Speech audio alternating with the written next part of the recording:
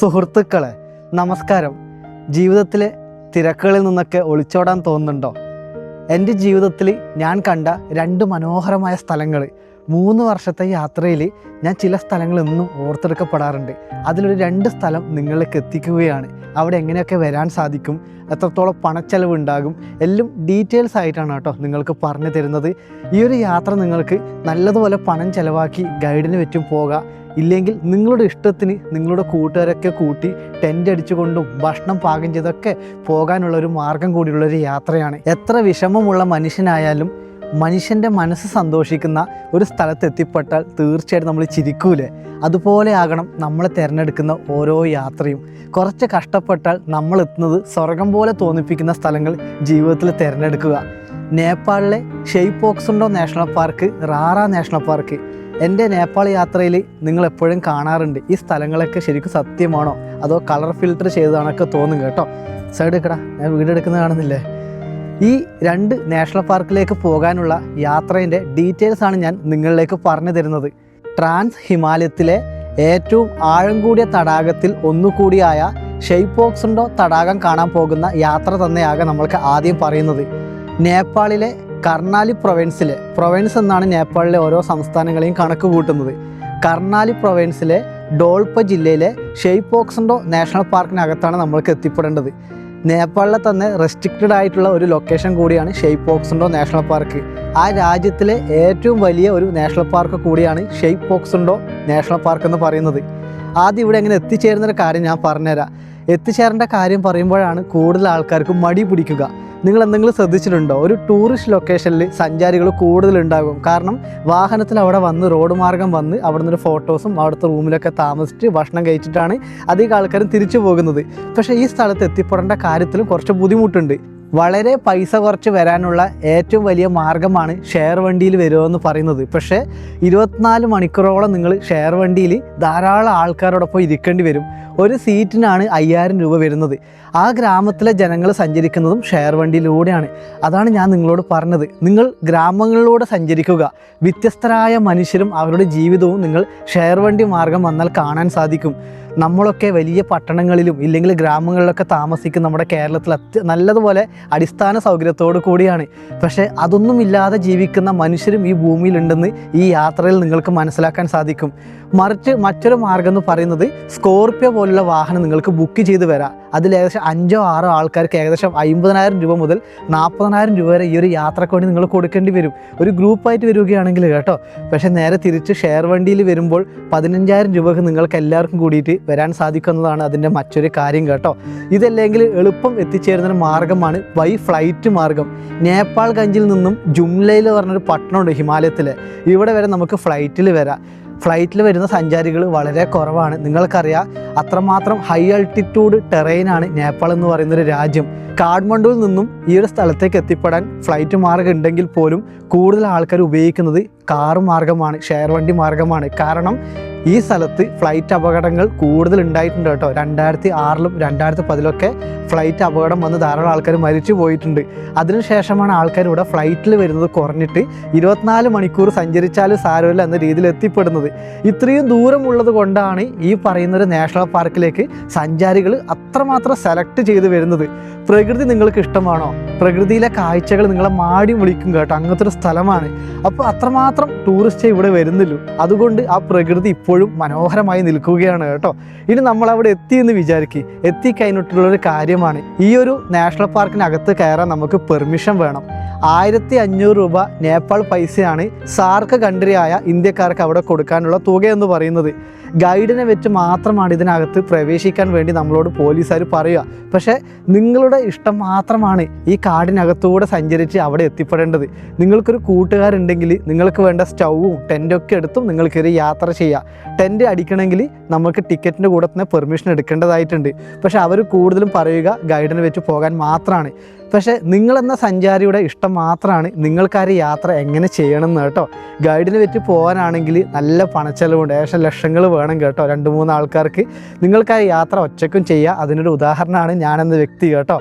ഈ ഒരു യാത്ര ഒറ്റയ്ക്ക് ചെയ്യാൻ പാടില്ല ഗവൺമെൻറ് പറഞ്ഞതിൻ്റെ കാരണം വൈൽഡ് ആനിമൽസ് ഉള്ള വലിയൊരു ട്രാൻസ് ഹിമാലയാണ് കേട്ടോ. അതായത് 2000 മീറ്ററിൽ തുടങ്ങി 6800 മീറ്റർ വരെ ഉയരമുള്ള പർവ്വതത്തിൻ്റെ ഒരു നാടാണ്, മഞ്ഞ് മലകളുടെ നാടാണ് ഷെയ്പോക്സുണ്ടോ നാഷണൽ പാർക്ക് എന്ന് പറയുന്നത്. ടിബറ്റിനോടാണ് കേട്ടോ ഈ ഒരു നാഷണൽ പാർക്ക് ബോർഡർ പങ്കിടുന്നത്. മഞ്ഞ് പുലികൾ, ടിബറ്റൻ ചെന്നായ, ബ്ലൂ ഷീപ്സ്, പിന്നെ പാണ്ട, ഇങ്ങനെ തുടങ്ങിയ ആനിമൽസൊക്കെ ഈ കാട്ടിനകത്തുണ്ട്. നാഷണൽ പാർക്കിനകത്ത് പ്രവേശിച്ച് കഴിഞ്ഞാൽ നമ്മൾ കാണുന്നതൊക്കെ വ്യത്യസ്തരായ മനുഷ്യരാണ്. കഥ എഴുതാൻ അറിയാത്ത ആൾക്കാർക്ക് പോലും പുതിയൊരു കൂട്ടുകാരനെ കിട്ടിയാൽ അവനോട് കഥ പറയാൻ സാധിക്കും. പാട്ട് പാടാൻ അറിയാത്ത ആൾക്കാർക്ക് പോലും പാട്ട് പാടാനുള്ള വരികൾ ഈ ഷെയ്പോക്സുണ്ടോ നാഷണൽ പാർക്ക് എന്ന സ്വർഗം നമ്മൾക്ക് പറഞ്ഞു തരും കേട്ടോ. നമ്മൾ അതിനകത്തൂടെ നടക്കുമ്പോൾ ആദ്യം കാണുന്നത് നീലയും പച്ചയും കലർന്ന നദിയാണ്. ഞാൻ ഇപ്പോഴും പറയാം, മെയ് ടു മാർച്ച് ഈ ഒരു കാലം എന്ന് പറയുന്നത്, ഈ ഒരു മാസങ്ങളെന്ന് പറയുന്നത് അത്രമാത്രം നല്ലൊരു ടൈമാണ് ഈ ഒരു ട്രെക്കിങ്ങിന് വേണ്ടിയിട്ട്. സെപ്റ്റംബറിലും ഒക്ടോബറിലും പോകുന്ന ആൾക്കാരുണ്ട്. മെയ്യിലും മാർച്ചിലൊക്കെ പോയാൽ നമ്മൾക്ക് റോഡോഡെൻഡ്രോണിൻ്റെ താഴ്വര കാണാൻ സാധിക്കും. റോഡോഡെൻഡ്രോൺ എന്ന് പറയുന്നത് നേപ്പാൾ എന്ന രാജ്യത്തിലെ നാഷണൽ ഫ്ലവറാണ് കേട്ടോ. അതിൽ നിന്നും ജ്യൂസ് ഉണ്ടാക്കും, ധാരാളം മെഡിസിനൊക്കെ ഉണ്ടാക്കും കേട്ടോ അവിടുത്തെ ഗ്രാമവാസികൾ. അതിൻ്റെ ഒരു താഴ്വര കാണാൻ സാധിക്കും ഈ മാസങ്ങൾ സെലക്ട് ചെയ്താൽ. അതുകൊണ്ടാണ് ഈ മാസത്തിൽ വരാൻ പറയുന്നത്.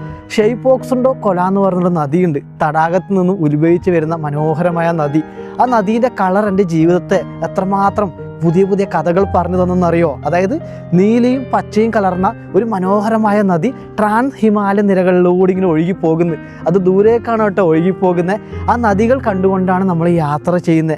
ഈ യാത്രയിൽ നിങ്ങൾ ഒറ്റക്കാണ് പോകുന്നതെങ്കിൽ തീർച്ചയായിട്ടും ഒറ്റപ്പെട്ടു പോകും കേട്ടോ. ഞാൻ ആ യാത്രയിൽ ഒരുപാട് ഒറ്റപ്പെട്ടു പോയിട്ടുണ്ട്, നദീതീരങ്ങളിൽ ഇരുന്നിട്ടുണ്ട്. ഒരു പക്ഷേ അതുകൊണ്ടായിരിക്കും എനിക്ക് ഇത്രമാത്രം ആ വരികളൊക്കെ ഓർത്തെടുത്ത് നിങ്ങളോട് ഇപ്പം പറയാൻ സാധിക്കുന്നത്. നമ്മൾ നടന്നു പോകും തോറും ചെറിയ കുഞ്ഞു മക്കളെ കാണും. അവിടെ ചെറിയ ചെറിയ ഗ്രാമങ്ങളുണ്ട്. ഇതൊക്കെ ഗവൺമെൻറ്റിൻ്റെ പെർമിഷനുള്ള ഗ്രാമങ്ങളാണ്. അവിടെ കൊടുക്കുന്ന ഭക്ഷണത്തിന് പോലും കറക്റ്റായിട്ടുള്ള പൈസ ഉണ്ട് കേട്ടോ. പൈസ കൂട്ടി പറയാത്ത ആൾക്കാരാണ്. നിങ്ങളുടെ സ്വഭാവം പോലെ ഇരിക്കും നിങ്ങൾ പോകുന്ന ഓരോ സ്ഥലങ്ങളും. എന്നെ സംബന്ധിച്ചിടത്തോളം എല്ലാവരും നല്ല മനുഷ്യരായിരുന്നു കേട്ടോ. ഒരാൾ പോലും എന്നെ ആ യാത്രയിൽ പറ്റിച്ചിട്ടില്ല. കാരണം ആ സ്ഥലങ്ങളിലെ ജനങ്ങൾ അങ്ങനെയാണ്. പ്രകൃതി എന്താണോ അതുപോലെ മനസ്സുള്ള മനുഷ്യരെ ഞാൻ കണ്ടത് ഷെയ്പോക്സുണ്ടോ നാഷണൽ പാർക്കിലുള്ള ട്രെക്കിങ്ങിലാണ് കേട്ടോ. നാഷണൽ പാർക്കിനകത്തോട് നമ്മൾ നടക്കുമ്പോൾ മുന്നോട്ട് പോകുന്ന ഓരോ മണിക്കൂറും നമ്മൾ കാണുന്നത് അത്രമാത്രം മനോഹരമായ കാഴ്ചകളാണ്. നീല കളറുള്ള നദിക്ക് എത്ര സന്തോഷം നൽകാൻ പറ്റുമെന്നറിയോ. അവിടുത്തെ മരങ്ങൾക്കൊക്കെ വ്യത്യസ്തമായ കളറാണ് കേട്ടോ. ഉയരം കൂടുന്തോറും മരങ്ങളൊക്കെ കുറഞ്ഞു വരും കേട്ടോ. അങ്ങനെയുള്ളൊരു ടെറൈനാണ്. ചില സ്ഥലങ്ങളൊക്കെ നമ്മളെ പേടി തോന്നിപ്പിക്കും.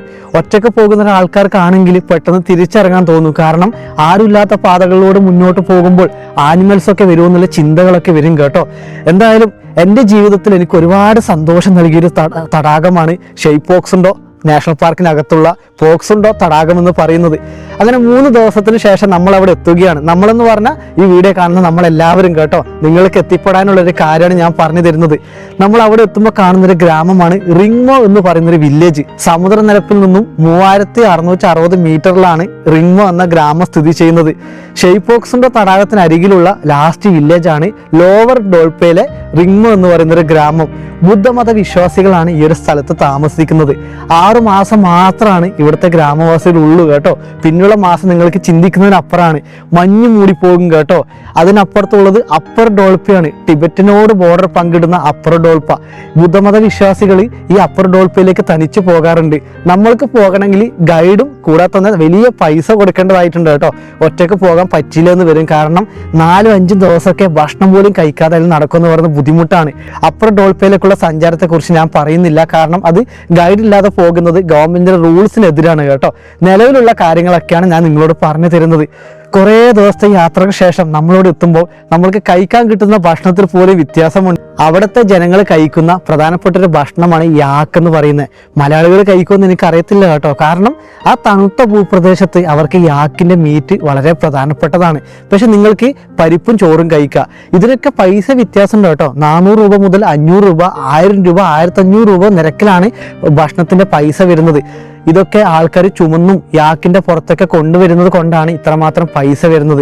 ഞാൻ നിങ്ങളോട് പറയുന്നത്, നിങ്ങൾ കൂട്ടുകാരോടൊപ്പമാണ് ഈ ഒരു യാത്ര ചെയ്യുന്നതെങ്കിൽ ടെൻറ്റും ഭക്ഷണ സാധനങ്ങളും സ്റ്റൗ ഒക്കെ എടുത്ത് വളരെ പൈസ കുറച്ച് നിങ്ങൾക്കൊരു യാത്ര ചെയ്യാൻ സാധിക്കും. ഞാൻ അങ്ങനെ ഒരു യാത്ര ചെയ്തത് കൊണ്ടാണ് നിങ്ങളോട് ഈ ഒരു കാര്യം പറയുന്നത് കേട്ടോ. ഇത്രയും ദൂരം വലിയ പർവ്വതങ്ങൾ കയറി വന്ന് റിങ്മോ വില്ലേജിൽ നിന്ന് നമ്മൾ എന്തായാലും ഭക്ഷണം കഴിക്കും. ഭക്ഷണം കഴിച്ചു കഴിഞ്ഞിട്ട് നമ്മൾ കാണുന്നൊരു കാഴ്ചയുണ്ടല്ലോ, നമ്മുടെ ശരീരത്തിൻ്റെ വേദന, അതായത് ഇത്രയും ദൂരം നടന്നു വന്ന കാലിൻ്റെ വേദനയൊക്കെ 1 മിനിറ്റിൽ മായ്ച്ചു കളയുന്ന പോക്സണ്ടോ തടാകത്തിൻ്റെ അത്രമാത്രം സ്വർഗ കാഴ്ച കേട്ടോ. വലിയൊരു കൂറ്റൻ പർവ്വതനിരകൾ, അതിൻ്റെ താഴെ കടൽ പോലൊരു തടാകം. ആ തടാകത്തിൻ്റെ കളറിന് പോലും പേരുണ്ട് കേട്ടോ. ഈ ലോകത്തിൽ തന്നെ അറിയപ്പെടുന്ന ഒരു ഫേമസ് ആയ തടാകം കൂടിയാണ്. ടർക്കോയിഷ് ലേക്ക് എന്നാണ് പോക്സണ്ടോ തടാകം അറിയപ്പെടുന്നത്. കാരണം നീലയും പച്ചയും കലർന്നൊരു തടാകം. ഭൂമിക്ക് ഇത്രമാത്രം കളർ കൊടുക്കാൻ സാധിക്കുമോ, അതാണ് പോക്സണ്ടോ തടാകത്തിൻ്റെ കളർ കേട്ടോ. എൻ്റെ കണ്ണുണ്ടല്ലോ, ആ കണ്ണിന് അത്രമാത്രം അത്ഭുതങ്ങൾ തരുന്നു. ശാന്തതക്കൊരു മറുവാക്കുണ്ടെങ്കിൽ പോക്സണ്ടോ തടാകമാണെന്ന് പറയാം. നമ്മളതിൻ്റെ അരികിലൊരു ബുക്കും കൊണ്ട് ഇരുന്നാൽ നിങ്ങൾക്ക് ഇതുവരെ കിട്ടാത്തൊരു കഥകൾ പോലും നമുക്ക് എഴുതി ചേർക്കാൻ സാധിക്കും. ഈ തടാകം നമുക്ക് റൗണ്ടിൽ കറങ്ങി കാണാൻ സാധിക്കും. അത് കറങ്ങി കാണണമെങ്കിൽ ഏകദേശം 1-2 ദിവസം എടുത്തേക്കും. കാരണം ഒരു മലയിൽ നിന്നും മറ്റൊരു പർവ്വതത്തിൽ പോയിട്ട് വേണം അതിൻ്റെ മറ്റൊരു ഭാഗം കാണാൻ സാധിക്കത്തുള്ളൂ. വലിയ കൂറ്റൻ പർവ്വതങ്ങളാട്ടോ. നമ്മൾ വിചാരിക്കും പോലെ എളുപ്പത്തിൽ കയറി പോകാൻ പറ്റുന്ന സ്ഥലമല്ല. പക്ഷെ എന്തിരുന്നാലും സുഹൃത്തുക്കളെ, നിങ്ങളുടെ ജീവിതത്തിൽ ഈ തടാകം ഒന്ന് കാണുക കേട്ടോ. നല്ല ഹൈ ആൾട്ടിറ്റ്യൂഡ് സ്ഥലമാണ്. ഞാൻ പറഞ്ഞ മാസങ്ങൾ നിങ്ങൾ ഓർത്തു വെക്കുക കേട്ടോ. നിങ്ങൾ സ്പ്രിംഗ് സീസണിലും വരാം, മഞ്ഞ് കാലത്തും വരാം. മഞ്ഞ് കാലത്തെ ട്രെക്കിങ്ങിൽ അവിടെ ആൾക്കാർ വളരെ കുറവായിരിക്കും, അതും സൂക്ഷിക്കുക. എന്നിരുന്നാലും ഈ തടാകം നിങ്ങളുടെ ജീവിതത്തിലെ ഓർത്തിരിക്കുന്ന ഒരു തടാകത്തിൻ്റെ യാത്ര കൂടിയാവും കേട്ടോ. ഞാൻ ഇപ്പോഴും പറയുന്നു, നിങ്ങൾ കൂട്ടുകാരോടൊപ്പം വന്ന് ഭക്ഷണമൊക്കെ പാകം ചെയ്ത് പോവുകയാണെങ്കിൽ വളരെ പൈസ കുറച്ച് റിസ്ക് ഉണ്ടെങ്കിലും നിങ്ങൾ കാണുന്ന കാഴ്ചകൾക്ക് അതിൻ്റെതായ ഭംഗി ഉണ്ടാകും. തിരിച്ചിറങ്ങുന്ന യാത്രയും അതിനേക്കാൾ ഭംഗിയായിരിക്കും കേട്ടോ. ചില സമയത്ത് ആനിമൽസിനൊക്കെ നിങ്ങൾ കണ്ടേക്കാം. അതാണ് ഒറ്റയ്ക്കുള്ള യാത്ര ഗവൺമെൻറ് അവിടെ അലോഡ് ചെയ്യാത്തത്. ഇപ്പോഴും പറയുന്നു, നിങ്ങളുടെ ഇഷ്ടം മാത്രമാണ് തനിച്ചു പോകുമെന്ന് പറയുന്നത്. ഷെയ്പോക്സണ്ടോ തടാകത്തിൻ്റെ കഥ ഞാനിവിടെ അവസാനിപ്പിക്കുന്നു. അതുപോലെ പ്രധാനപ്പെട്ട മറ്റൊരു തടാകമാണ് ഹിമാലയത്തിലെ റാറ നാഷണൽ പാർക്ക് എന്ന് പറയുന്നത്. നിങ്ങൾക്ക് എളുപ്പം വരാനുള്ളൊരു മാർഗമാണ് ഞാനിപ്പം പറഞ്ഞു തന്നത്. പക്ഷേ ഇതുപോലെ വേറൊരു വശം കൂടിയുണ്ട് കേട്ടോ. റാറ നാഷണൽ പാർക്കിനെ കുറിച്ചും കൂടി പറയാനുണ്ട്. നേപ്പാളിലെ മനോഹരമായ ശുദ്ധജല തടാകമാണ് റാറ നാഷണൽ പാർക്കിനകത്ത് വരുന്ന റാറ തടാകം എന്ന് പറയുന്നത്. മുഗു ജില്ലയിലാണ് കേട്ടോ റാറ തടാകം സ്ഥിതി ചെയ്യുന്നത്. അതായത് നോർത്ത് വെസ്റ്റേൺ നേപ്പാളിലാണ് റാറ തടാകം ഉള്ളത്. മുഗു ജില്ലക്കും ജുംല ജില്ലക്കും ഇടയിലായിട്ടാണ് ഈ ഒരു തടാകം സ്ഥിതി ചെയ്യുന്നത്. എൻ്റെ യാത്ര ചെയ്തത് ഈ പറഞ്ഞൊരു രീതിയിലേ അല്ല കേട്ടോ. 3 മാസത്തോളം കാൽനട യാത്ര. മുഗു, ജുംല, ഹുംല, ഡോൾപ ഈ 4 ജില്ലയിൽ സഞ്ചാരികൾ വരുന്നത് വളരെ കുറവാണ്. കഥകളിൽ കേട്ട് വരുന്ന സഞ്ചാരികളെയാണ് കേട്ടോ ഞാനിവിടെ കണ്ടത്. സ്വിറ്റ്സർലാൻഡിൽ നിന്നും നോർവേ നിന്നൊക്കെ ഇവിടെ ആൾക്കാർ വന്നിട്ടുണ്ട്. അത്രയും മനോഹരമായൊരു രാജ്യത്ത് നിന്നും ഈ 2 തടാകം കാണാൻ സഞ്ചാരികൾ വരുന്നുണ്ടെങ്കിൽ അവരുടെ മനസ്സ് എത്രമാത്രം പുണ്യമാണെന്ന് ചിന്തിച്ച് നോക്കിയേ. അതായത് പ്രകൃതി അത്രമാത്രം ഇഷ്ടപ്പെട്ടത് കൊണ്ടാണ് അത്രയും മനോഹരമായ രാജ്യത്ത് നിന്നും നമ്മുടെ ഇന്ത്യയുടെ അയൽരാജ്യമായ നേപ്പാളിലെ ഈ 4 ജില്ലകൾ ട്രെക്ക് ചെയ്ത് വരുന്ന ആൾക്കാർ കേട്ടോ. 3 മാസത്തോളം ഈ 4 ജില്ലകളിലൂടെ യാത്ര ചെയ്തിട്ടാണ് ഞാൻ റാറ തടാകത്തിലും പോക്സണ്ടോ തടാകത്തിലും എത്തിപ്പെട്ടത്. റാറ തടാകം ഏകദേശം 3000 മീറ്ററിലാണ് സ്ഥിതി ചെയ്യുന്നത്. ഇതിൻ്റെ യാത്ര കുറച്ച് വ്യത്യാസമുണ്ട്. റാറ തടാകം കാണാനുള്ള യാത്ര വലിയ റിസ്ക് ഉള്ളൊരു യാത്രയല്ല കേട്ടോ. ഒരു ഗ്രാമത്തിൽ നിന്നും 2-3 മണിക്കൂർ കൊണ്ട് നിങ്ങൾക്ക് അവിടെ എത്തിച്ചേരാൻ സാധിക്കും. ഏകദേശം 1500 രൂപ നേപ്പാൾ പൈസ തന്നെയാണ് സാർക്ക് കൺട്രിയായ ഇന്ത്യക്കാർക്ക് ഈ ഒരു നാഷണൽ പാർക്കിലും കൊടുക്കാനുള്ളത്. ഇത് നിങ്ങൾക്ക് തനിച്ചു പോകാം, ഗൈഡിൻ്റെ ആവശ്യമില്ല കേട്ടോ. പക്ഷേ ഈ യാത്രക്കൊരു വ്യത്യസ്തമായ കാഴ്ച ഉണ്ട്. എന്താണെന്നറിയോ? പൈൻമര താഴ്വരകൾ, പച്ച വിരിച്ച വലിയൊരു താഴ്വര നീളത്തിലുണ്ടാകും. അതിനകത്തോടെ നമ്മളിങ്ങനെ നടന്നു പോവുകയാണ് കേട്ടോ. പൈൻമരത്തിൻ്റെ ഇടയിലൂടെ വരുന്ന കാറ്റ്, അതിൻ്റെ ഇടയിൽ നിന്നും ഈ പച്ചയും നീലയും കലർന്ന റാറ തടാകത്തിൻ്റെ കാഴ്ച നമ്മളുടെ മനസ്സിൻ്റെ പുതിയ കാഴ്ചകളിലേക്ക് മാടി വിളിക്കുന്നതെന്ന് പറയാം കേട്ടോ. ഞാൻ എൻ്റെ മനസ്സ് തുറന്നാണ് ഈ കാഴ്ചകളൊക്കെ നിങ്ങൾക്ക് പറഞ്ഞു തരുന്നത്. അതിൻ്റെ കൂടെ ഞാൻ വിഷ്വൽസ് ആഡ് ചെയ്യുമ്പോഴായിരിക്കും നിങ്ങൾക്ക് ഒരുപക്ഷെ സത്യമായ കാഴ്ചകൾ കണ്ടുകൊണ്ട് കാണാൻ സാധിക്കത്തുള്ളൂ. റാറ നാഷണൽ പാർക്കിൽ ഏകദേശം നമുക്ക് താമസിക്കാനുള്ള സൗകര്യവും കാര്യങ്ങളൊക്കെ ഉണ്ട്. 1500 രൂപ മുതൽ 2000-2500 രൂപയാണ് ഈ നേപ്പാൾ പൈസ അവിടെ താമസിക്കാൻ വരുന്നത്. എന്നിരുന്നാലും ഇത്രയും മനോഹരമായൊരു സ്ഥലത്ത് താമസിക്കാൻ പൈസ കുറവാണ്. നേപ്പാളിലെ മറ്റുള്ള ടൂറിസ്റ്റ് ലൊക്കേഷനുമായിട്ട് കണക്ക് കൂട്ടുമ്പോൾ ഏകദേശം മൗണ്ട് എവറസ്റ്റിൻ്റെ യാത്രയിലൊക്കെ ഏകദേശം 4000 രൂപ 5000 രൂപയ്ക്ക് ഒരു നോർമൽ സ്ഥലത്ത് നമുക്ക് ഒരു ദിവസം ചിലവായേക്കാം. പക്ഷേ ആ ഒരു യാത്രേൻ്റെ പൈസ പോലും വേണ്ട നമ്മൾക്ക് ഈ ഒരു യാത്ര ചെയ്യാൻ. വരേണ്ട ദൂരം കൂടുതലായതുകൊണ്ടാണ് ആൾക്കാർ ഈ സ്ഥലം അറിയാതെ പോകുന്നത്. പക്ഷേ ഏറ്റവും മനോഹരമായ നേപ്പാളിലെ 4 ജില്ലകളാണ് ഹുംല, ഡോൾപ, മുഗു, ജുംല. ഈ 4 ജില്ലകളും സ്ഥിതി ചെയ്യുന്നത് കർണാലി ദേശത്തിലാണ് കേട്ടോ. ഈ 2 തടാകങ്ങളാണ് പ്രിയപ്പെട്ട സുഹൃത്തുക്കളെ എനിക്ക് നിങ്ങളിലേക്ക് പറഞ്ഞു തരാനുള്ളത്. വളരെ പൈസ കുറച്ച് കാൽനടയായിട്ട് നിങ്ങൾക്കൊരു 3 മാസം സഞ്ചരിക്കണമെങ്കിൽ ഈ 4 ജില്ലകൾ നിങ്ങളുടെ ജീവിതത്തിൽ തിരഞ്ഞെടുത്തോളൂ.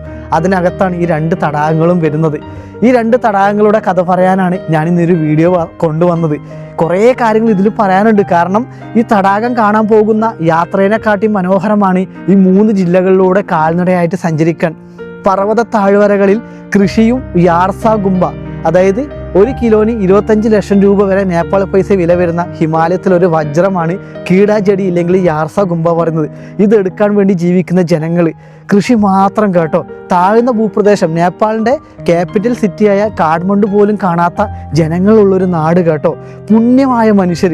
എൻ്റെ ജീവിതത്തിൽ മനുഷ്യൻ ഒറിജിനലാണെന്ന് തോന്നിയത് ഈ ഒരു സ്ഥലത്ത് വന്നപ്പോഴാണ്. നമ്മളെപ്പോലെ നല്ല വസ്ത്രങ്ങളൊന്നും അവർക്കില്ല. ഒരു വസ്ത്രം മാത്രം 1 മാസത്തോളം അവർ ഉപയോഗിക്കും. മണ്ണും പൊടിയൊക്കെ കലങ്ങിയൊരു വസ്ത്രം ഇട്ട് ജീവിക്കുന്ന ഒരു മനുഷ്യർ, പാവപ്പെട്ട ജനങ്ങൾ. പക്ഷേ അവരെ മനസ്സിൽ സത്യസന്ധത ഉണ്ട് കേട്ടോ. ഇത്രയും ദൂരം നിന്ന് നടന്നു വന്ന എൻ്റെ അടുത്ത് നിന്ന് 1 രൂപ പോലും അവരധികം വാങ്ങിയിട്ടില്ല. അവരെ നാട്ടിലെ കാഴ്ചകൾ കാണിച്ചു തരാനും, കുട്ടികളുടെ ജീവിതം ഇതാണ്, നിങ്ങളുടെ നാട്ടിലെല്ലാവരും നമ്മളെ നാട്ടിനെ കുറിച്ച് പറഞ്ഞു കൊടുക്കൂ, നമ്മൾക്കൊരു സപ്പോർട്ട് നിങ്ങളുടെ നാട്ടിൽ നിന്ന് കിട്ടുമോ, ഇങ്ങനെയൊക്കെ ചോദിച്ച ഗ്രാമത്തിലെ തലവൻ നടന്നു വരുന്ന എന്നോട്, ഗ്രാമത്തിലെ തലവൻ ഇത്രമാത്രം മോശം അവസ്ഥയിലാണ് നമ്മൾ ജീവിക്കുന്നത് പറഞ്ഞപ്പോൾ എനിക്ക് ഒരുപാട് വിഷമമായി. ഈ സ്ഥലങ്ങളൊക്കെ ഒന്ന് ഡെവലപ്പ് ചെയ്തെടുത്തിട്ടുണ്ടെങ്കിൽ ഈ ഭൂമിയിൽ ഏറ്റവും കൂടുതൽ ടൂറിസ്റ്റ് വരുന്ന ഒരു സ്ഥലമായി കണക്കാക്കപ്പെടാം കേട്ടോ ഈ 4 ജില്ലകളെന്ന് പറയുന്നത്. അതുകൊണ്ടാണ് സുഹൃത്തുക്കളെ നമ്മൾ ടൂറിസ്റ്റ് ലൊക്കേഷനൊക്കെ കണ്ടോളൂ ജീവിതത്തിൽ. പക്ഷെ അതൊന്നുമില്ലാതെ മനോഹരമായ സ്ഥലങ്ങൾ ഭൂമിയിലുണ്ടെന്നും നിങ്ങൾക്കത് ആസ്വദിക്കാൻ പറ്റും. നിങ്ങളുടെ കൂട്ടുകാരിലേക്ക് നിങ്ങൾ എഴുതുന്ന ബുക്കിൽ ഒരു വരികളായി ശേഖരിക്കാൻ പറ്റുന്ന സ്ഥലങ്ങളാണ് ഞാൻ ഈ പറഞ്ഞ ഈ 2 തടാകങ്ങൾ കേട്ടോ, ഈ 2 നാഷണൽ പാർക്ക് എന്ന് പറയുന്നത്. എന്നിരുന്നാലും നിങ്ങൾ ഇവിടെ വരാൻ ശ്രമിക്കുക. ഈ വീഡിയോ കണ്ടിട്ട് നിങ്ങൾ ഇവിടെ വന്നിട്ടുണ്ടെങ്കിൽ തീർച്ചയായിട്ടും ഇതിനായിട്ട് കമൻറ്റ് ചെയ്യണം. കാരണം എനിക്കറിയണം നിങ്ങൾക്ക് എങ്ങനെയാണ് ആ ഒരു സ്ഥലം ഇഷ്ടപ്പെട്ടത്. ഞാൻ പോയതുപോലെയാണോ നിങ്ങൾക്ക് ഇഷ്ടപ്പെട്ടതെന്ന് അറിയാനൊരു ആഗ്രഹമുണ്ട് കേട്ടോ. എന്നിരുന്നാലും ഒരുപാട് സന്തോഷം. ഇതുപോലെ ധാരാളം സ്ഥലങ്ങൾ ഞാൻ പോയിട്ടുണ്ട്. അവിടെ നിങ്ങൾക്ക് എത്തിപ്പെടണമെങ്കിൽ ഞാൻ ഇതുപോലെ വീഡിയോസ് ഇനിയും കൊണ്ടുവരാം. നിങ്ങൾ എന്നോട് ചോദിക്കുക കേട്ടോ. എന്നിരുന്നാലും സന്തോഷം. മനോഹരമായ മറ്റൊരു യാത്രാ കഥകളുമായിട്ട് ഞാൻ ഇനിയും വരാം.